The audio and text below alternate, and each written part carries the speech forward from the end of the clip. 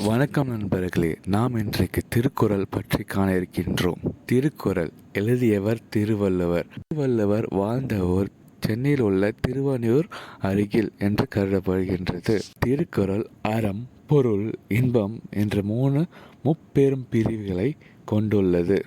அறம், நற்பண்புகள், தர்மம் ஆகிய 380 குறள்களை கொண்டது. பொருள், அரசியல், செல்வம், சமூகம் ஆகிய 700 குறள்களை உட்கொண்டது.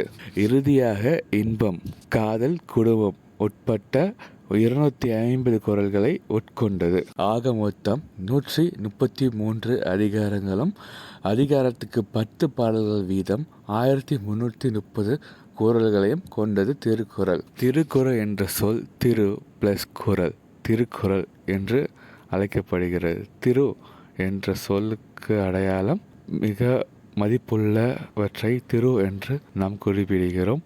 குறள் என்ற சொல்லுக்கு அடையாளம் 2 வரிகள் கொண்ட பாடல். திருக்குறளின் வேறு பெயர்கள் உலக பொதுமறை, பொய்யாமொழி, வாயுரை வாழ்த்து, தெய்வ நூல் என்று பல்வேறு வகையான பெயர்களில் அழைக்கப்படுகிறது. இனி நாம் தினந்தோறும் ஒவ்வொரு திருக்குறளை நாம் காண்போம். அதில் உள்ள நற்பயன்களை கொன்று இவ்வுலகை வெல்வோம். நன்றி, வணக்கம்.